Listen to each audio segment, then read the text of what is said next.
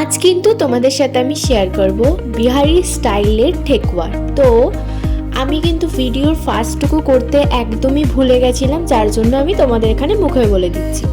1 cup নিয়েছিলাম কিন্তু ময়দা, 1 কাপ আটা, আর কিন্তু নিয়েছিলাম 1 কাপ সুজি, সাথে চিনি, আর নিয়েছিলাম কিন্তু মৌরি।